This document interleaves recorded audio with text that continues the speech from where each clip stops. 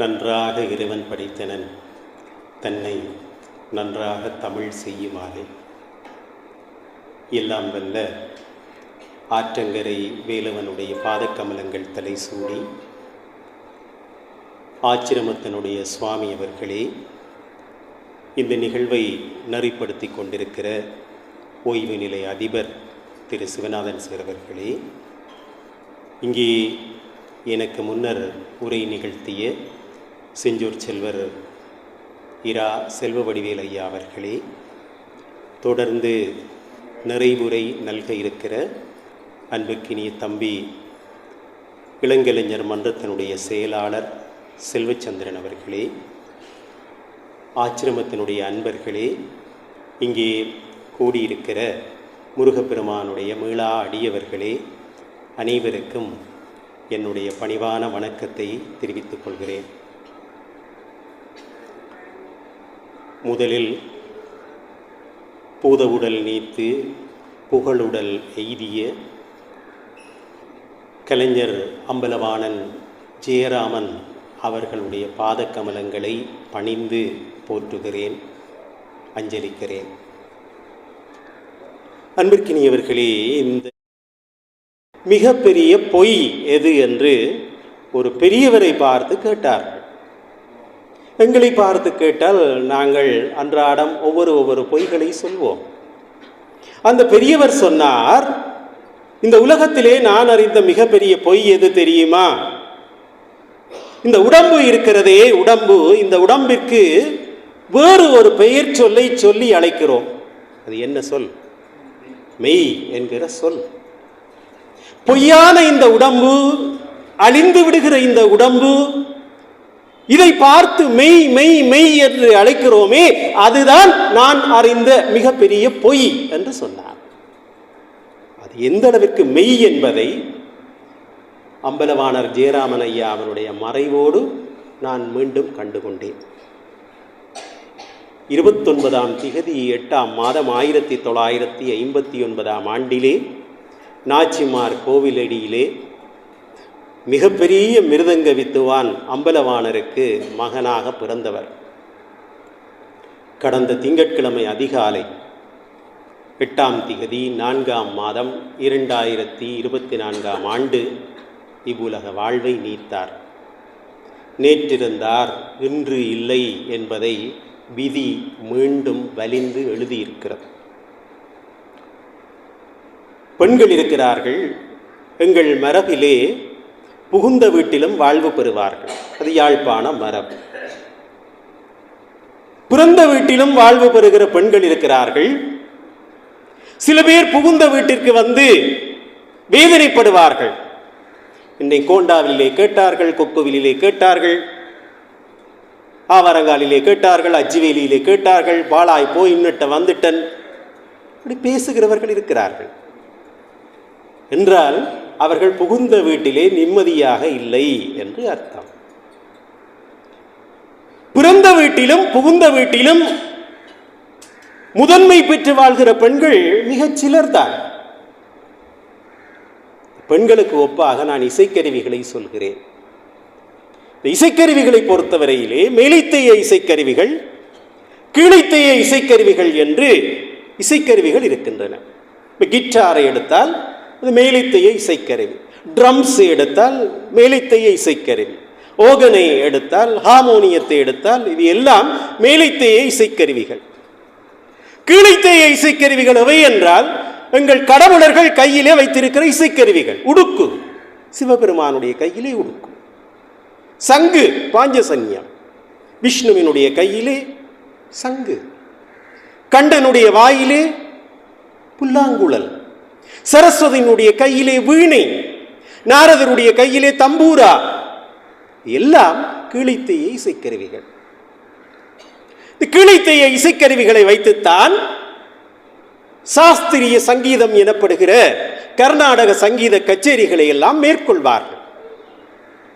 ஆனால் கர்நாடக சங்கீத கச்சேரிகளிலே தவிர்க்கப்பட முடியாத ஒரு வாத்தியம் இருக்கிறது என்றால், அதுவும் மேலைத்தைய வாத்தியம் இருக்கிறது என்றால், இருக்கிற ஒரு சின்ன பிள்ளை கூட சொல்லும், வயலின் ஐயா வயலின். வயலின் மேலைத்தேயத்திலும் வாழ்வு பெற்ற வாத்தியம், பிறந்த வீட்டிலும் வாழ்வு பெற்ற வாத்தியம், கீழித்தேயத்திற்கு புகுந்த வீட்டிலும் வாழ்வு பெற்ற வாத்தியம்.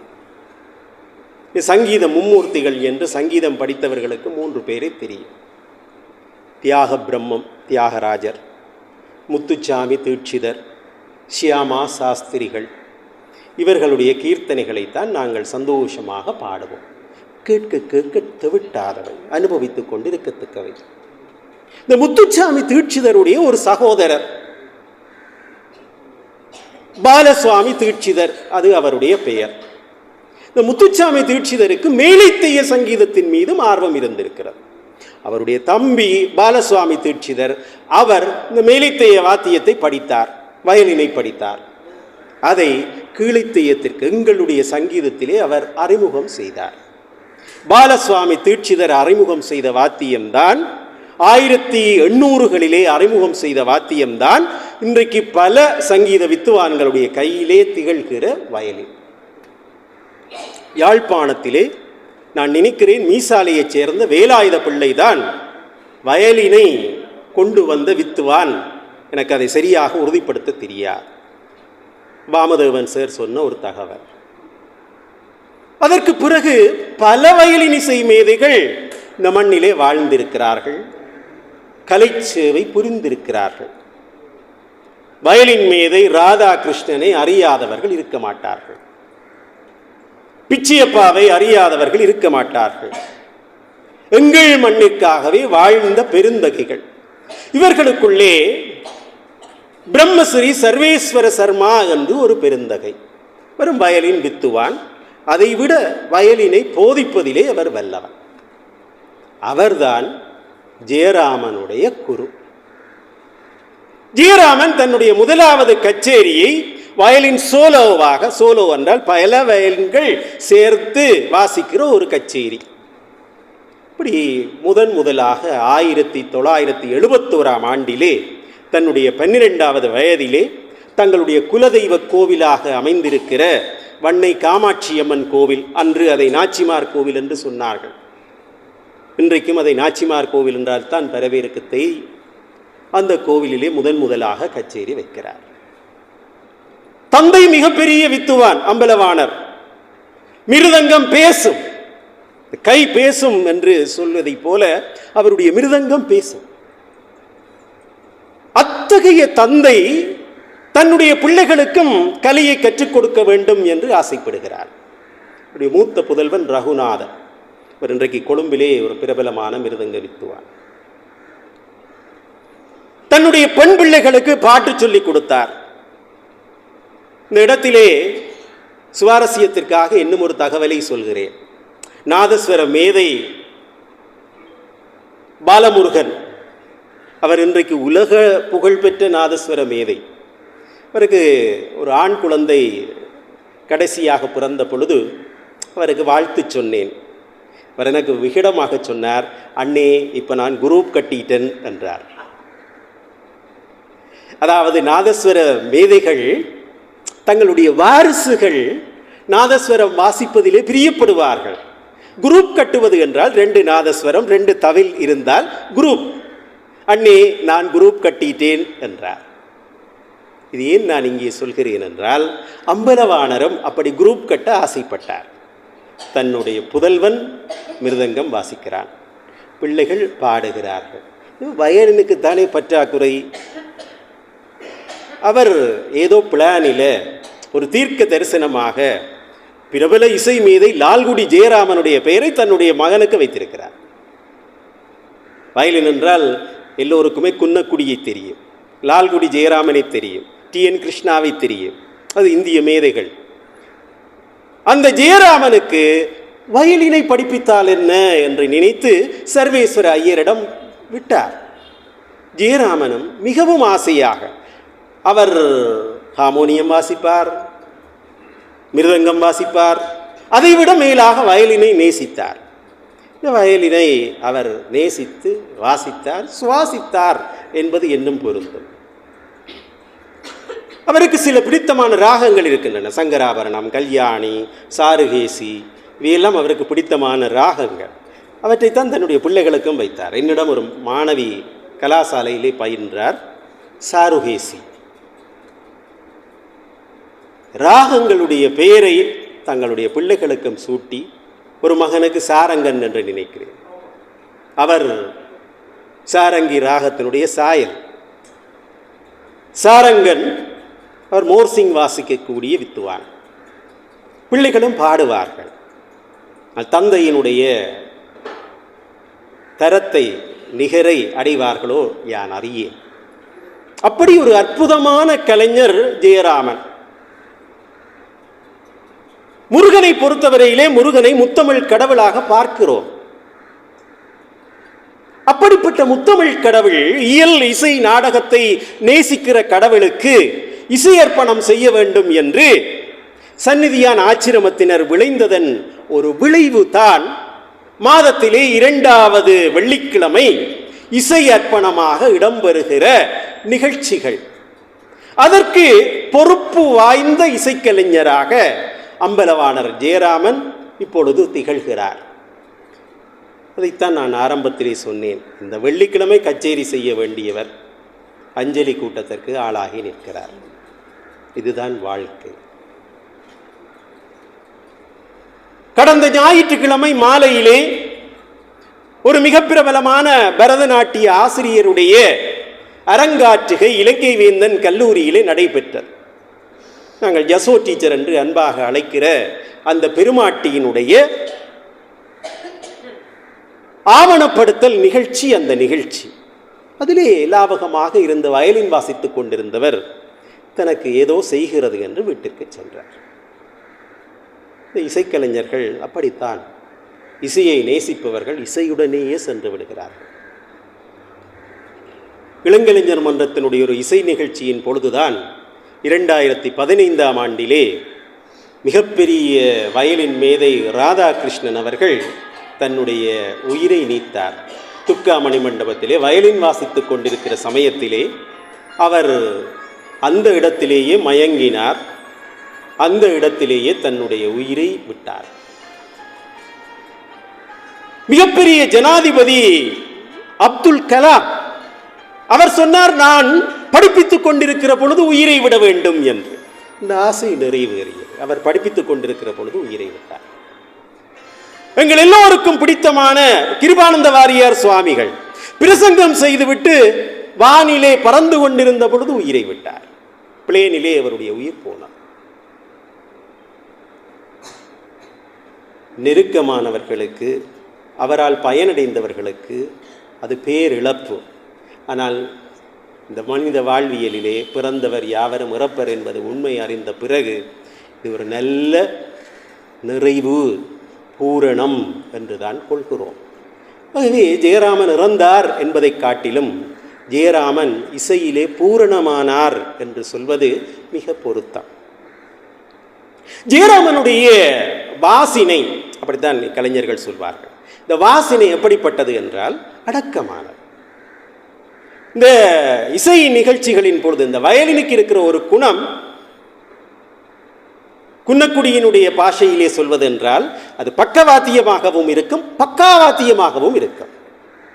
அது என்ன பக்கவாத்தியம் என்றால், பெரிய பெரிய இசை மேதைகளுக்கு பக்கவாத்தியமாக சேர்ந்து வாசிக்கும். ஜெயராமனை பொறுத்தவரையிலே அவர் திலகநாயகம் போல், பத்மலிங்கமையா, தவமைந்தன் ரோபர்ட், பொன் ஸ்ரீ வாமதேவன், இப்படியான மிகப்பெரிய இசை மேதைகளுக்கு பக்கவாத்தியம் வாசித்திருக்கிறார். அதைவிட இந்த அழகேசனுடைய புதல்வர்கள் இவர்களுக்கெல்லாம் இன்று வளர்ந்து வருகிற நம்பிக்கை நட்சத்திரங்களாக திகழ்கிற அந்த பிள்ளைகளுக்கும் இன்றைக்கு வாசித்துக் கொண்டிருக்கிறார். அவர் யாருக்கு வாசிக்கவில்லை என்றுதான் ஏதாவது விரல் விட்டு சொல்ல வேண்டுமே தவிர இப்படி பலருக்கு பக்கவாத்தியம் வாசித்திருக்கிறார்.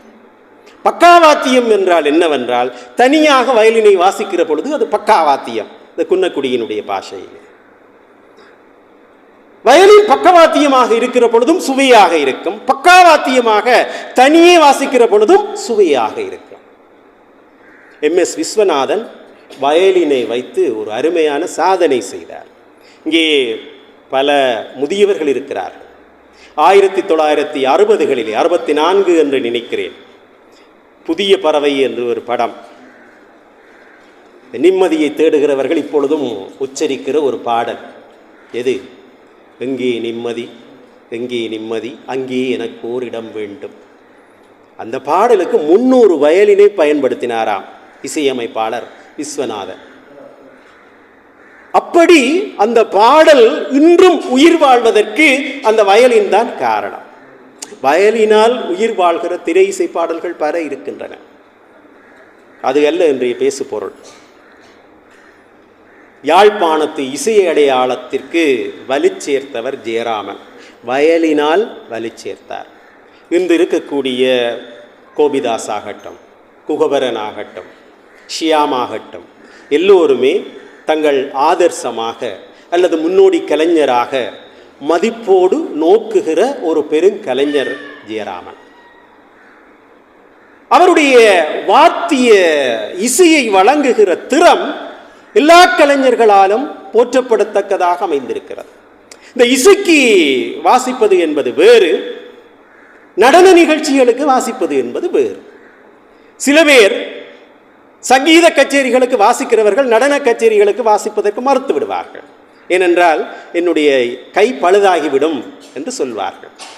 ஒளிப்பதிவு கூட செய்கிறார்கள், நாளை பிரச்சனை ஆகிறதோ தெரியாது. நான் உண்மையை சொல்கிறேன்.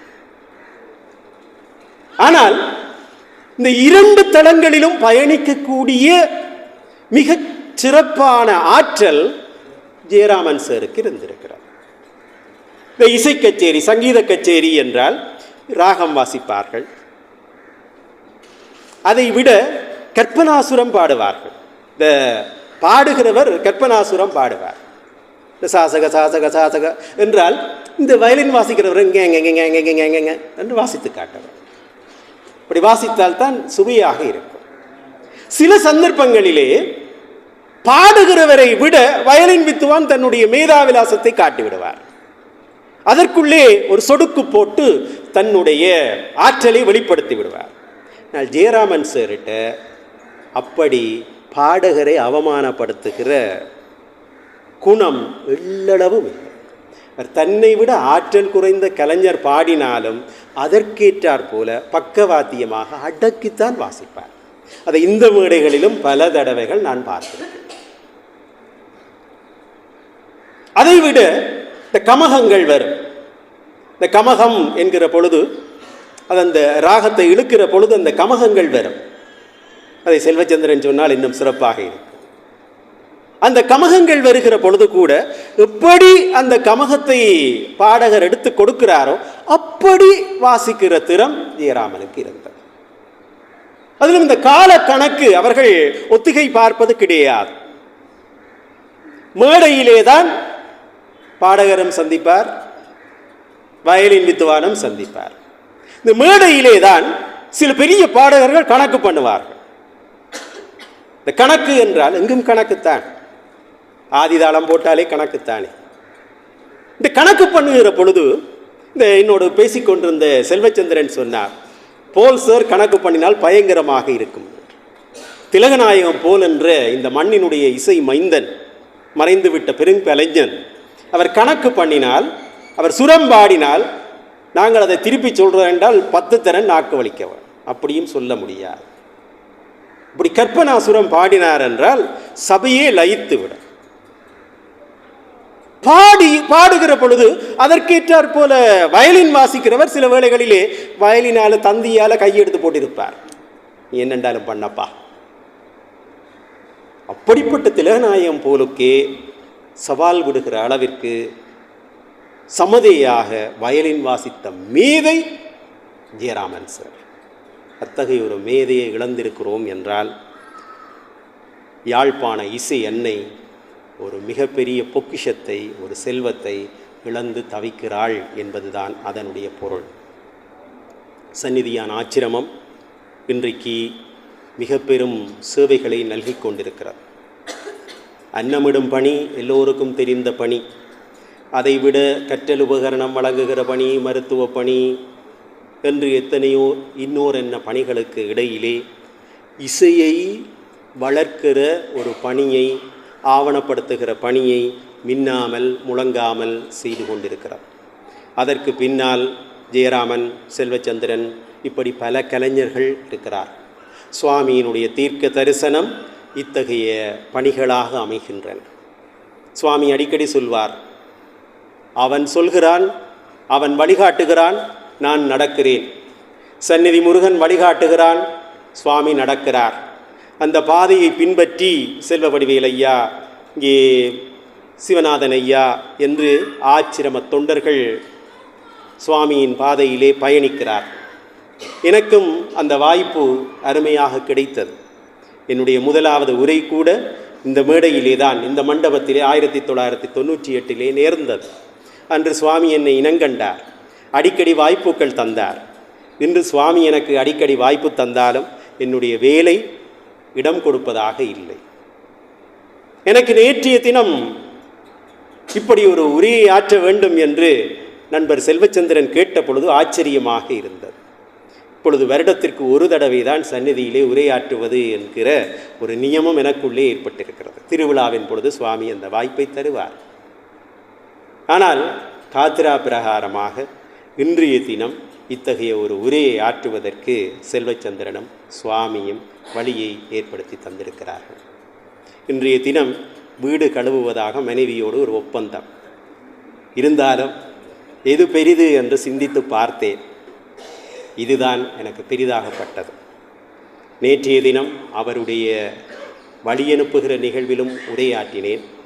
அதைவிட மேலாக இன்றைய தினம் இந்த சந்நிதியான் முருகப்பெருமான் அடியவர்கள் மத்தியிலே இத்தகைய உரையை ஆற்ற கிடைத்தமை முருகப்பெருமான் தந்த நல்ல பாக்கியம். வானிலே இருந்து இவற்றையெல்லாம் பார்த்து அனுபவிக்கிற ஜெயராமன் சாருக்கு நாங்கள் வழங்குகிற காணிக்கை. எங்கள் சமய நம்பிக்கையிலே ஆன்மா இப்பொழுது மேலே இருந்து பார்த்து கொண்டிருக்கும். ஜெயராமன் எங்களோடு இருந்து இதை கேட்டுக்கொண்டிருப்பார். அந்த நம்பிக்கையிலே ஒரு மிகப்பெரிய கலைஞனை இழந்திருக்கிறோம், கலை சேவை புரிந்த பெருமகனை இழந்திருக்கிறோம். இருந்தாலும் ஜெயராமனுடைய சிஷ்யர்கள், ஜெயராமன் வழிவந்தவர்கள் இந்த மண்ணிலே கலையை வாழ வைப்பார்கள். அவர் காட்டிய வழியிலே, அவர் இட்ட உரத்தின் வழி, சுவாமி இட்ட வழியின் வழி, மாதத்திலே 2வது வெள்ளி இசை அர்ச்சனை இடம்பெறுகிற அந்த பாக்கியம் தொடர்ந்து கிட்டும். அதற்கு தொடர்ந்து வருகிற கலைஞர்கள் வழிப்படுத்துவார்கள் என்கிற நம்பிக்கையில் இந்த வாய்ப்பிற்கு நன்றி கூறி மேன்மைகுள் செய்வநீதி விளங்குக உலகமெல்லாம் என்று பிரார்த்தித்து, ஜெயராமன் ஐயா முருகப்பெருமானுடைய பாதக்கமலங்களில் சேர்ந்து நல்லருள் பெற வேண்டும் என்று பிரார்த்தித்து நிறைவு செய்கிறேன்.